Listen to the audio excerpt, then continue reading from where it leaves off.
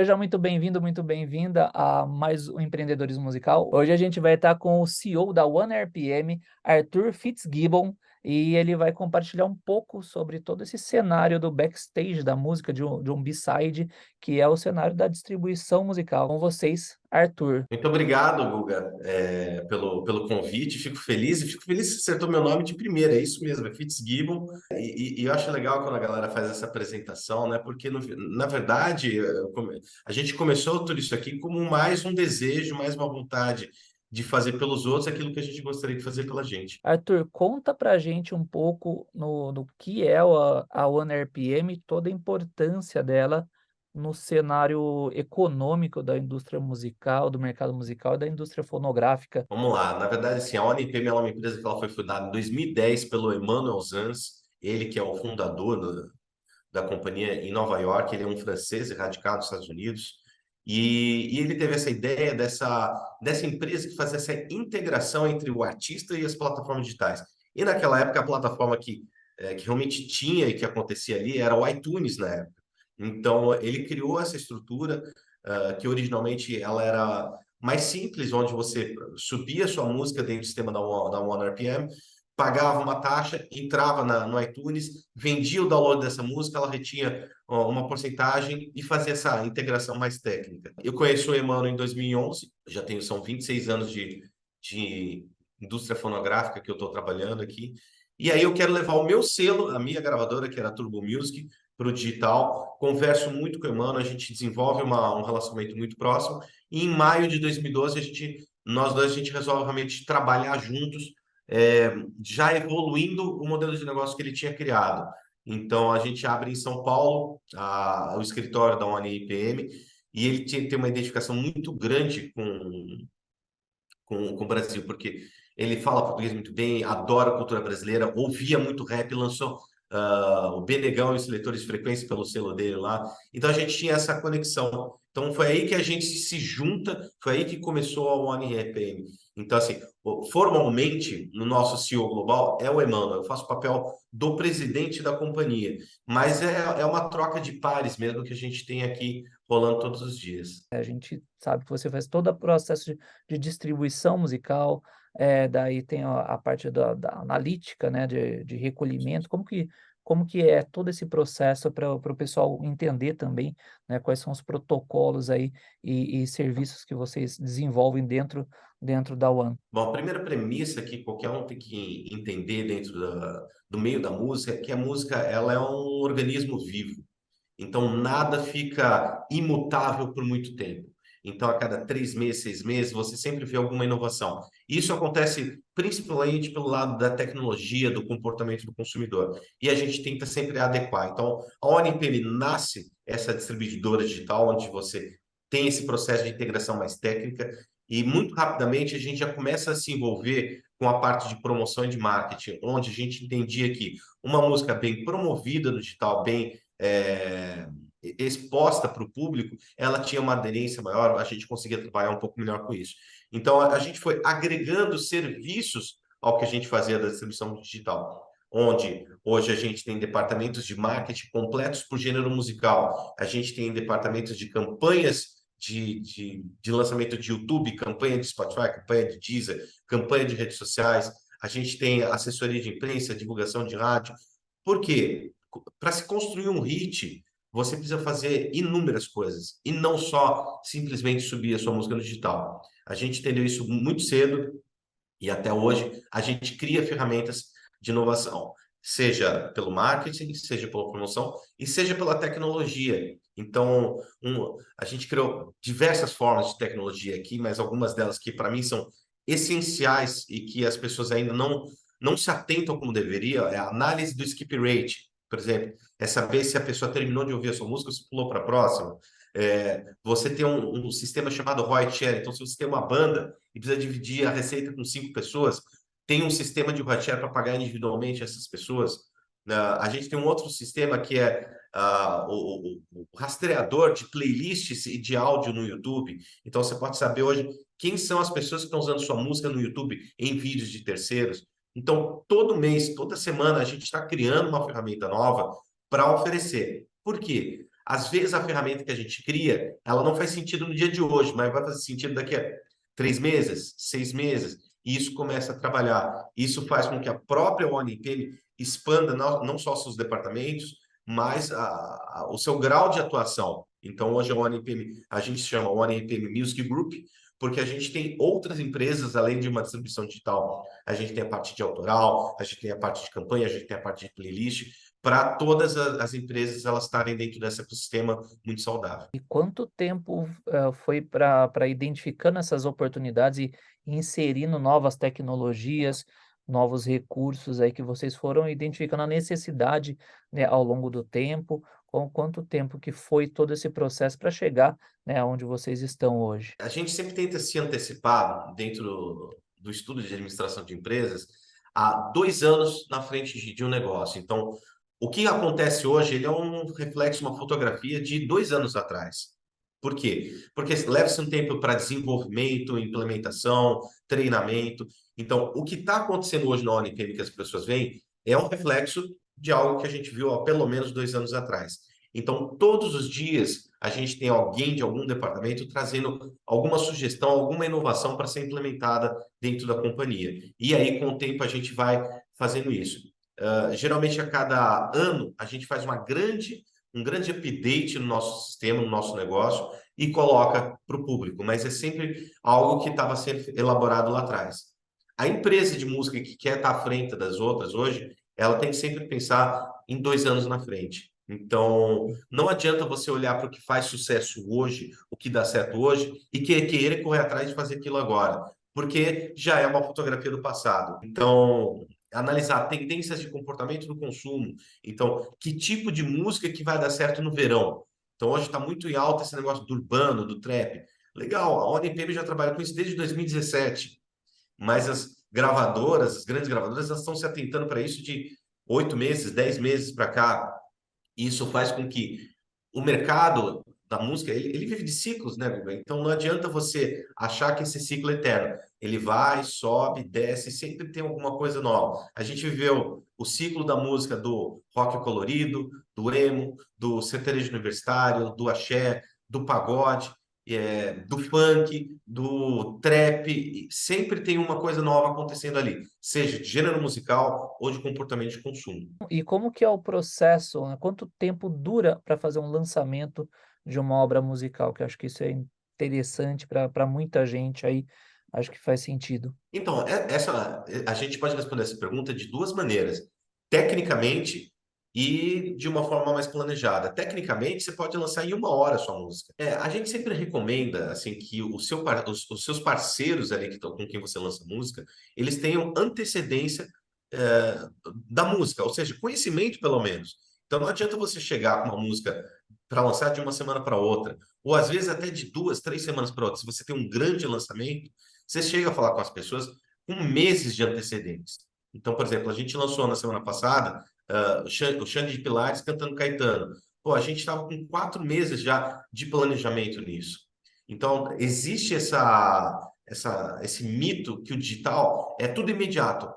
Sim, tecnicamente, mas estrategicamente não. Então, quando você tem no mínimo de 2 a 3 semanas de planejamento, você consegue ter o básico para você ter o máximo de alcance possível. Então, assim, se é um lançamento muito importante da sua carreira, envolva as pessoas com antecedência. 2 a 3 semanas é legal, mas se é alguma coisa maior e você tem um público maior, olha para 2 a 3 meses. Porque a gente sabe que música você não faz em 10 minutos. Você tem um planejamento, às vezes fica 2, 3 meses ali. Então, assim que você está no estúdio, já começa a avisar essas pessoas. Com 2 a 3 semanas é o suficiente hoje para você fazer umas campanhas básicas de pré-save, de smart link, de redes sociais, de videoclipe, de teaser e das ferramentas prioritárias que existem no digital. Com isso, você consegue fazer um lançamento adequado. Quanto mais tempo você consegue, melhor você começa a interferir e fazer com que o seu investimento de tempo também ele dê resultado.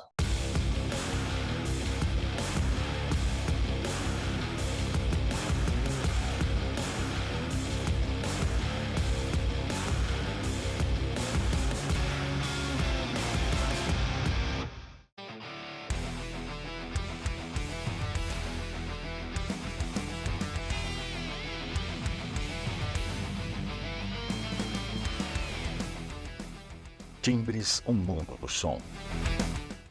Garanta segurança e exclusividade para o seu negócio. A New Company Marcas e Patentes há quase 3 décadas auxilia empresas a serem exclusivas no mercado. Proteja o seu talento, registre sua marca com a New Company.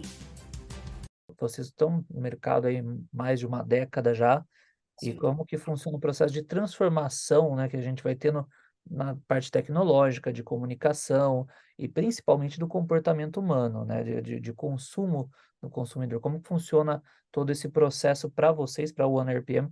Como que vocês trabalham, né, acompanhando esse processo? Ou vocês também têm uma antecedência já, uma análise preditiva para onde a gente está indo? A gente usa tanto o Power BI como as nossas próprias informações, nossos metadados, para analisar esse comportamento. Então, quando a gente faz isso, a gente começa a entender os ciclos de consumo. Então, quando a gente começou lá atrás, a gente falava de download, que era muito tranquilo, todo mundo usava, pagava para fazer um download no seu iPod. Depois veio o processo de streaming, depois veio o processo do vídeo. Agora a gente vê o processo de vídeos curtos, com plataformas como o TikTok, por exemplo.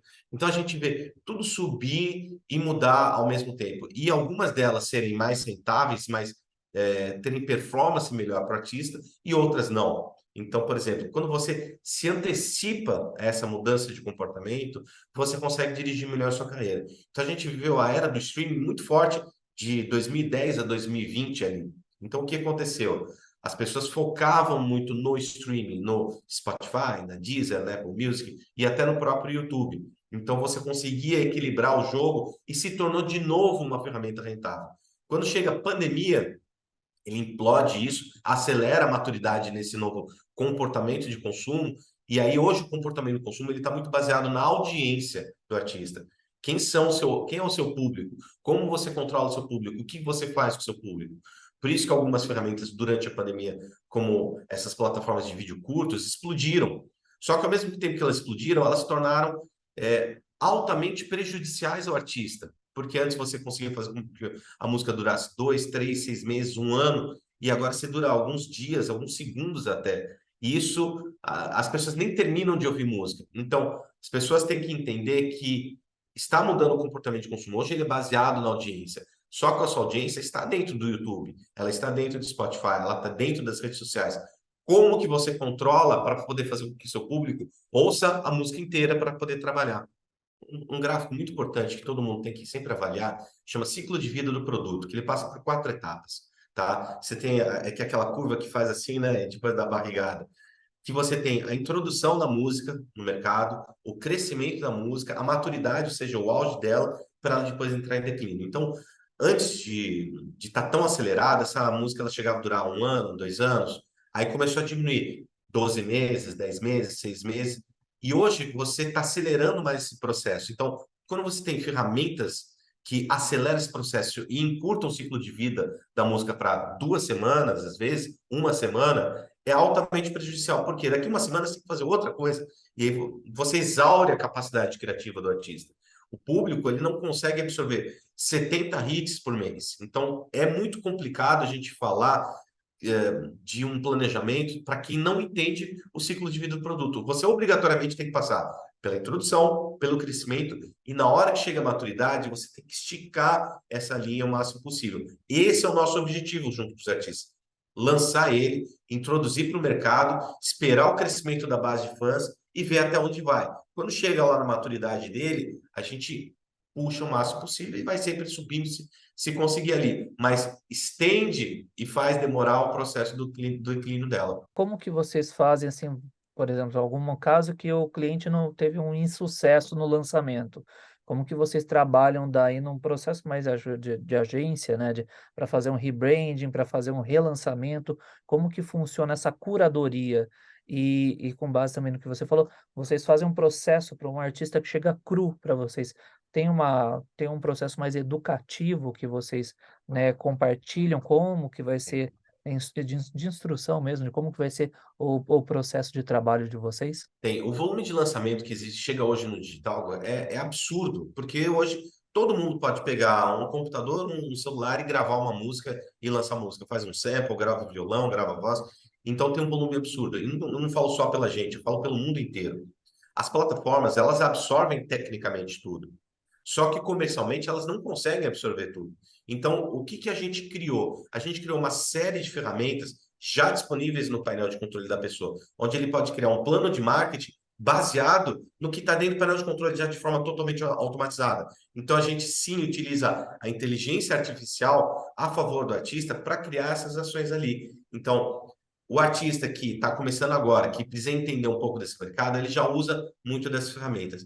Claro que existem níveis e níveis. Então, vamos falar aqui, a gente tem Racionais MCs, Daniel, Kevin O'Cris e mais um monte de artistas enormes.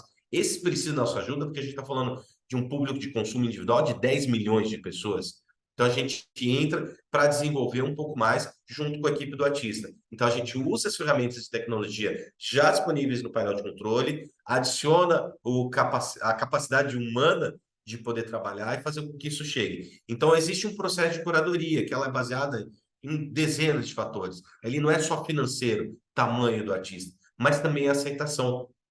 Então, assim, vira e mexe, a gente pega produtos aqui e abraça e fala, é a nossa aposta.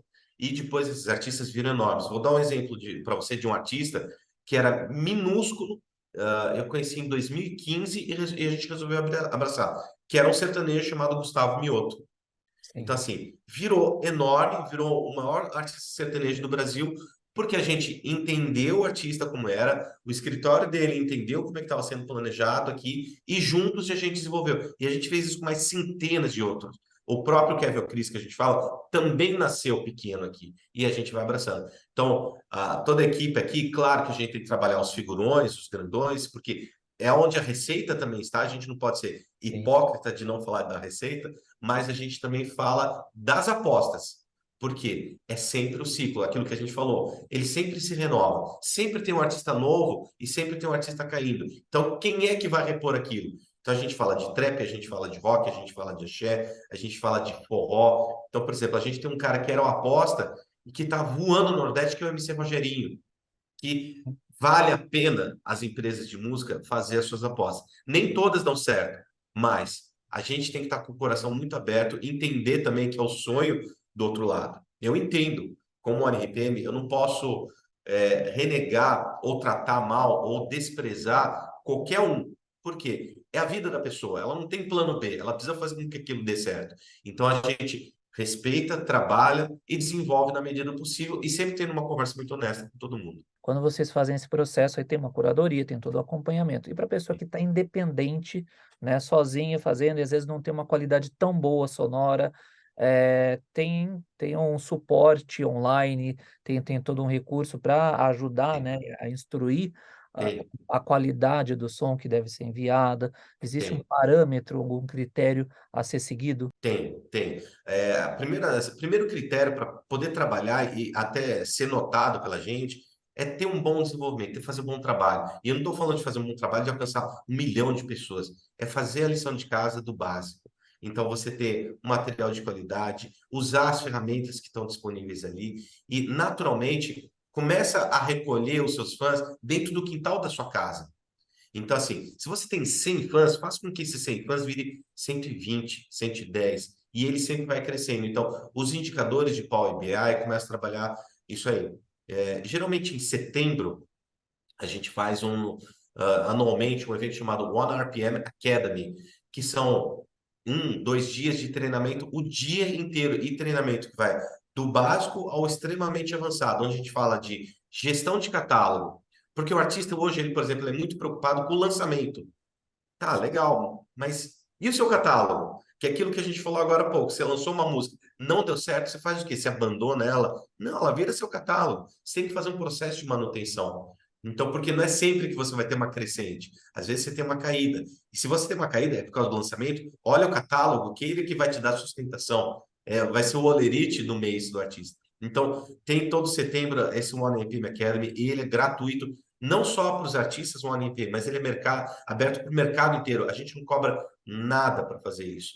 Por quê? De novo, a gente quer passar para os artistas, para os produtores, para os empresários, fazer por eles o que a gente gostaria que tivesse feito pela gente quando a gente estava no lugar deles também. Arthur, falando de números agora, quantos artistas vocês têm? Quantas músicas são distribuídas por dia pela OneRPM? A gente estima aqui, Guga, que 10% do volume mundial de música passa pela OneRPM, tá? Apesar de ser uma empresa fundada em Nova York e que deu muito certo no Brasil, a gente está em 44 países já. Então, são 15 a 16, 17 mil músicas por dia que passam pela gente aqui. É um número bem impressionante, tá? Bem impressionante. Você falar que 10% da produção mundial de música diária passa pela gente. E se você for ver, é uma empresa com, apesar de ter nascido nos Estados Unidos, tem DNA brasileiro, porque mais de 50% do faturamento global da companhia é Brasil. Então, é um número muito impressionante, faz com que a gente seja a quinta, sexta maior empresa de música no mundo e, assim, não tem como frear mais o negócio, porque já virou uma ferramenta muito básica de quem produz música. É a primeira opção no mundo hoje, realmente, de quem faz música em casa. Virou cotidiano na vida de um artista, de uma banda. E era exatamente o nosso objetivo no começo, era que fosse a primeira opção dos artistas. Se a gente faz um trabalho bom ou não, aí isso aí, sabe, a história vai julgar a gente, mas ser a primeira opção. Tanto que, se você for ver, todas as outras empresas de música, elas cobram para fazer uma distribuição. A OneRPM, mundialmente, é a única que é gratuita. Sendo a primeira no mundo, contra fatos, né, não há o que questionar. Mas é muito difícil quando a gente chega no patamar que a gente está também, porque é um jogo muito pesado. A gente está jogando com as majors, que são enormes, e a gente incomoda muito elas por causa disso. Como que funciona o processo de parcerias com gravadoras, selos, produção, enfim, com outros, né? Quem são os parceiros da OneRPM? Quem são as empresas que ajudam aí contribuir para vocês chegarem nesse resultado? Tem uma variedade muito grande de parceiros nossos. A gente trabalha com gravadoras, a gente trabalha com selos. Qual que é a diferença de um e de outro? A gravadora é que efetivamente grava. Então, geralmente, ele tem um estúdio. O selo não necessariamente tem um estúdio, mas ele pode bancar uma produção dentro de um estúdio. Então, a gente tem esses players trabalhando, a gente tem o empresário, a gente tem os advogados. Hoje, os advogados são partes importantes da música, porque eles representam os interesses de quem detém os fonogramas, e com os próprios artistas ali. Então, a gente tem um público muito variado, que são discursos diferentes que a gente tem que ter, e oferecer uma solução para cada um deles. Então, o grande segredo da OneRPM, da gente andar como a gente anda, é não ter rigidez e inflexibilidade no negócio. Eu tenho que me adaptar a você, e não você se adaptar a gente. E aí a gente consegue entregar soluções cada vez mais criativas para todo mundo. Então, é muito difícil lidar com todo mundo, mesmo quando a gente fala de artistas, porque quando a gente fala de o cara do rock, o cara do funk, o cara do trap, o cara do forró, são necessidades diferentes, são discursos diferentes, são planejamentos diferentes. Então, a gente criou business units, que a gente chama, para cada gênero musical. Então, eu tenho um IR de gospel, eu tenho uma pessoa de playlist de gospel, de redes sociais de gospel, de marketing de gospel, de operações de gospel, para poder tratar cada coisa dentro da sua própria caixinha ali. Sensacional, fascinante a sua história, a história da empresa, que dispensa comentários. Mas assim, quais são os próximos passos, né? Para onde a indústria fonográfica está indo, para onde que a gente está apontando agora, para o pessoal ter um pouquinho de antecedência aí para se preparar para o rumo aí do mercado. É sempre muito difícil responder isso, porque ninguém tem a resposta certa, porque todas as respostas são certas e todas as respostas são erradas, tá? Então, a gente tem que assumir isso, que tá tudo bem. Mas, principalmente, é entender esse comportamento de consumo, se antecipar ao que o público quer. Porque, às vezes, a gente pode falar, olha, o mercado está indo para cá, mas, às vezes, é um mercado. O outro tipo de mercado, a música, está indo para outro lugar. Mas, quem apostar em gerenciamento dessa audiência, em produção de conteúdos de qualidade, tiver antecipação no processo, sempre vai dar certo. O sucesso, ele é uma combinação de fatores, de alguns pilares, tá? Então, o primeiro pilar é talento. A pessoa tem que ter talento. Não adianta. Pode ser inteligência artificial que for. Se você não tem um talento, o que você faz? Você desenvolve, você vai estudar, você vai fazer coisas melhores, mas você tem que ter talento. Segundo, equipe. Quem são as pessoas que estão trabalhando contigo? Não adianta ser só você. Quem são as pessoas que estão em volta? Às vezes é teu amigo de infância ali. Então, o segundo pilar é esse de equipe. O terceiro a gente chama de estrutura financeira. Ele é um mercado financeiro. A gente Na música, a pessoa fica meio assim de falar de dinheiro. Cara, o dinheiro é o que move. Não adianta você falar, ah, minha música é maravilhosa. Cara, se não gera receita, não anda o mercado. Então, você tem que ter uma estrutura financeira. Se você não tem, você junta uma poupança, faz um crowdfunding, vai vender hot dog na esquina, vai arranjar um segundo emprego, mas você tem que ter uma estrutura financeira para poder bancar isso. Então, talento, equipe e estrutura financeira. Quando você tem esses três muito sólidos ali, você vai ter a possibilidade, Guga, do quarto pilar, que é onde vai acontecer o sucesso. Esse quarto pilar você pode chamar de sorte, de fé, de bênção, do que for. Porque esse pilar encontra o artista sempre em algum ponto da carreira dele. Se você tem esses três pilares muito fortes, muito sustentáveis, você consegue fazer com que o ciclo de vida do produto dure mais tempo. Se você não tem esses três pilares e esse fator te encontra, você dura muito pouco tempo. Então, a solidez do sucesso, ele é muito baseado em cima disso. Então, não dá para falar, olha, depois do streaming vai ser um chip na cabeça das pessoas. Não tem isso, essa resposta. A gente só entende que vai ser em cima desse tipo de comportamento que vai ser trabalhado. Eu gosto de falar que não existe prédio, não se constrói prédio em cima de mato, que a gente precisa de uma estrutura sólida e consistente, né? Daí você adequa em vários cenários aí da vida. E na música é muito complicado porque a gente fala de sonhos. Então, quando o artista explode e ninguém sabia quem era, parece que é do dia para a noite. Você vai ver, às vezes, tem 10 anos de trabalho, esse cara está 10 anos sofrendo e não conseguindo atingir a expectativa que ele tinha, e de repente, uma hora acerta. Se esse cara está bem estruturado, ele se mantém. Então, vou dar um exemplo aqui. Os hits de verão. Os hits de verão, eles não acontecem do dia para a noite. Se você for ver, eles já foram lançados com 2, 3 meses de antecedência ao próprio verão. Alguns artistas se mantêm, outros nem tanto, por causa desses fatores. Uma escola aqui durante o programa. Infelizmente, o nosso tempo é escasso, o nosso tempo aqui tá batendo já, mas eu gostaria que você deixasse alguma dica, uma sugestão aí, a dica de ouro que a gente pede sempre para fechar e para os artistas, para as bandas, para os DJs, para aqueles que aspiram, né, a empreender em suas respectivas carreiras musicais aí em várias áreas, né, do mercado musical. Bom, quando a pessoa sempre pergunta dessas dicas de como faz, assim, por incrível que pareça, você precisa de muita resiliência, tá? Você precisa assumir as suas responsabilidades sobre o que você faz. Se você é um artista incrível, toca como ninguém, saiba disso. Mas saiba que você precisa fazer o outro trabalho, que é a parte de negócios também. Se você não é capaz, assume isso e vai estudar. Então, seja muito resiliente com o trabalho musical. Outro ponto importante, faça com paixão.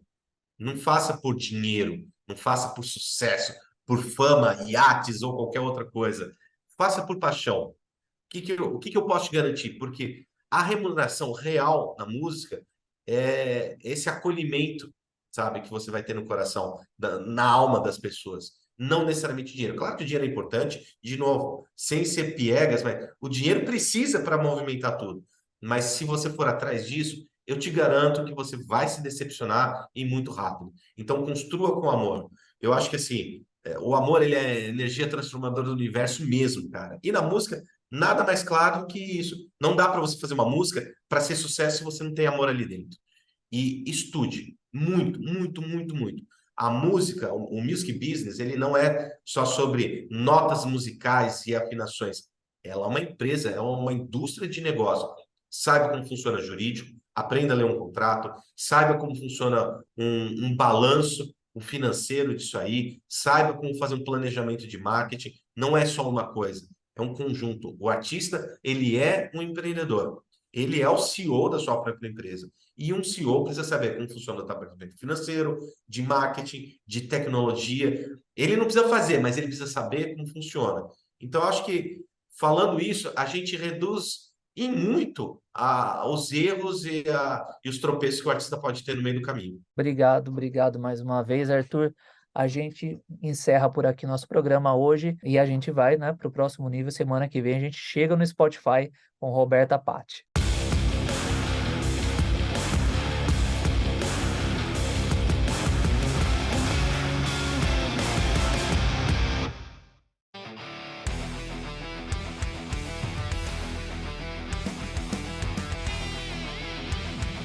Timbres, um mundo do som. Assegure que o nome da sua dupla, banda musical ou nome artístico seja único, impedindo que copiem seu sucesso e confundam seu público. Registre sua marca com a New Company.